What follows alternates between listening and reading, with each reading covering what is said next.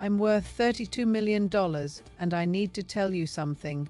Money won't solve your problems. I know how that sounds coming from someone like me, but it's true. And the fact that it took me 3 decades and $32 million to understand this is exactly why we need to talk now before you spend the next 30 years learning it the hard way. I started with less than zero, a single mother with 2 kids, $12,000 in debt, sitting across from a banker who told me I needed a man's signature just to borrow money. This was 1975. Women had only been allowed to get credit in their own names for 1 year. I walked out of that bank and found another way. I always found another way. The first thing I'd tell my younger self is this: no one is coming to save you. I wasted years waiting for someone to notice my hard work, waiting for permission, waiting for someone to open a door for me. No one came. No one was ever going to come. Every door that opened for me was a door I kicked down myself. Once I understood that, everything changed. You're waiting right now for a promotion, an opportunity, a sign that you're ready. You'll wait forever. The only sign you need is that you're still breathing. Stop waiting. Start moving. The second thing is about fear. The difference between people who succeed and people who don't isn't the absence of fear. It's the willingness to act despite it. When I bought my first building in 1976, I didn't sleep for 3 weeks. I'd put everything on the line, my children's security, my future, everything. I did it anyway. Because the alternative was worse. The alternative was staying exactly where I was forever. Fear is information. It tells you something matters. But it's not a stop sign, it's just data. Acknowledge it and keep moving. The third thing is this: your reputation is your real net worth. In my business, I couldn't afford to be dishonest even once. One broken promise, one shady deal, one shortcut, and I would have been finished. Women weren't given second chances in commercial real estate in the 1970s and 82nds. Men could fail and try again. I couldn't. So I became known as someone whose word was absolute. If I said I'd close by Friday, I closed by Friday. If I said the building was solid, it was solid. This cost me money. I walked away from profitable deals because something didn't feel right. But over time, that reputation became worth more than any single transaction. People sought me out because they knew I was reliable. Your character is an asset, invest in it. The fourth thing I learned is that you can't do it alone. For the first 5 years, I tried to do everything myself: negotiator, accountant, property manager, contractor liaison, everything. I was exhausted and failing. Then I started building a team, not employees, partners, people with skills I didn't have, people who saw opportunities. I missed people who told me the truth even when I didn't want to hear it. My second husband, Gerald, walked into my life as a competitor and became the best partner I ever had. Find your people. When you find them, treat them like gold. Pay them fairly. Listen to them. Give them credit. The people around you will determine how far you go. The fifth thing is about money itself. I've watched people destroy their families chasing money. I've watched people work themselves into early graves for it.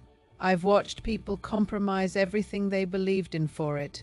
And I've watched people who had nothing live with more joy and purpose than people who had millions. Money gives you options, freedom, security, but it doesn't give you meaning, love, or peace.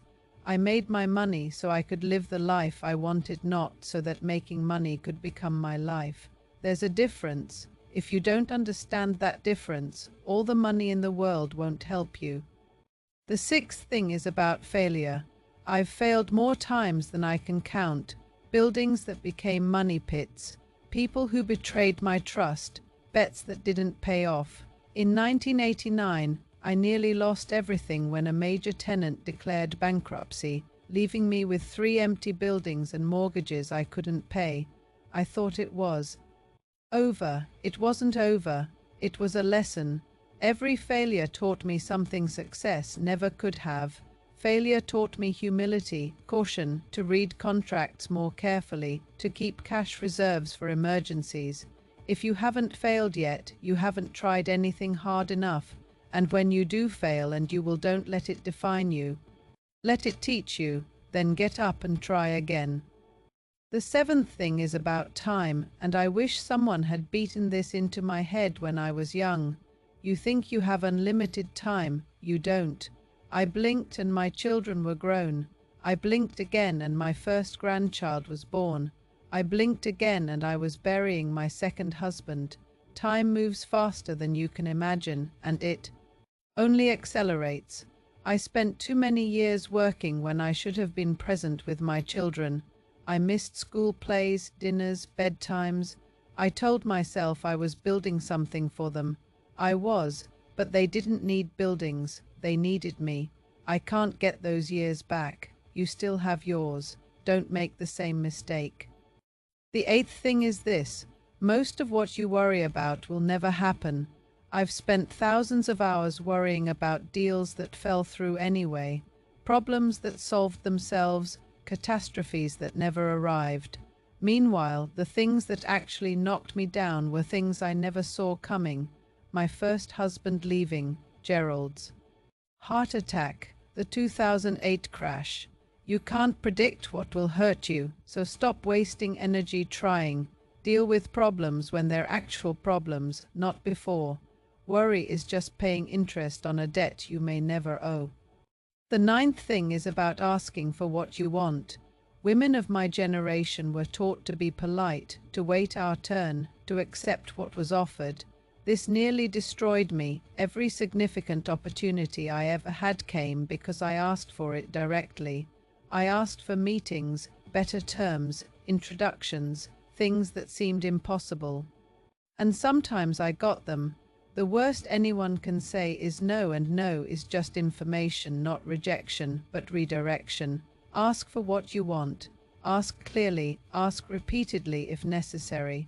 The people who get what they want are the people who have the nerve to ask for it. The 10th thing is the most important, and I've saved it for last because I need you to hear it. You must decide what kind of life you want and build everything around that decision, not the other way around. Most people let life happen to them. They take the job that's offered. They marry the person who's available. They live where it's convenient. They wake up at 60 wondering how they ended up somewhere they never intended to be.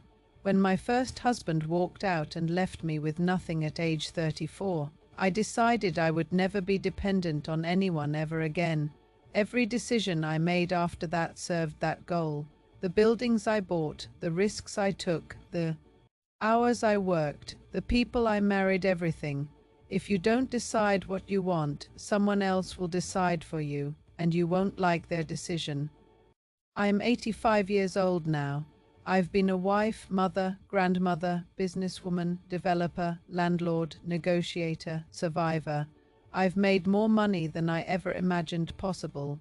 I've lost more than most people will ever have. I've buried 2 husbands and watched 3 children grow into adults who no longer need me through all of it. These 10 principles have been my foundation. But I need to tell you something else, something not on the list. Building wealth is not the point. It was never the point. The point is freedom. The point is making choices instead of having choices made for you. The point is being able to say no to things that don't serve you and yes to things that matter. Money was my path to freedom. Because in my time, money was the only path available to a woman who wanted to control her own life. Your path may be different, but the destination is the same. Freedom, agency, the ability to live according to your own values instead of someone else's. I think about my younger self sometimes, that 30-year-old woman standing in a bank, being told she needed a man's signature to get a loan. I want to tell her she's going to be fine, more than fine. Every obstacle will become fuel. Every person who underestimated her will watch her succeed. Every closed door will force her to build her own. I want to tell her the fear she feels is appropriate, but it won't stop her.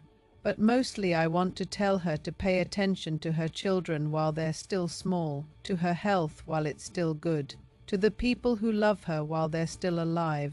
The buildings will get built, the money will get made, but the moments with the people who matter are finite and irreplaceable. I sold my first building in 1992 for $400,000. I'd bought it for $62,000 in 1976. Everyone told me I was crazy to buy in that neighborhood. That neighborhood is now worth 20 times what I sold it for. I could have held on. I could have made millions more, but I sold it because my son was getting married, and I wanted to be present for that, not distracted by renovations and tenant problems. I've never regretted that decision for 1 second. I've never regretted choosing people over property. The money comes and goes. The moments don't come back. If I could go back and talk to my 30-year-old self, I wouldn't give her a list of buildings to buy or stocks to invest in. I'd give her permission to be ambitious without apology, permission to fail without shame, permission to ask for what she wants, permission to build a life on her own terms, permission to trust herself, because that's what I lacked most at 30. Trust in myself. I had the intelligence, the drive, the work ethic. What I didn't have was the belief that someone like me could do what I ended up doing. It took decades to build that belief. I'm trying to save you some time. You already have everything you need. You're more capable than you think, more resilient than you imagine. The obstacles in front of you are smaller than they appear, and the time you have is shorter than you believe.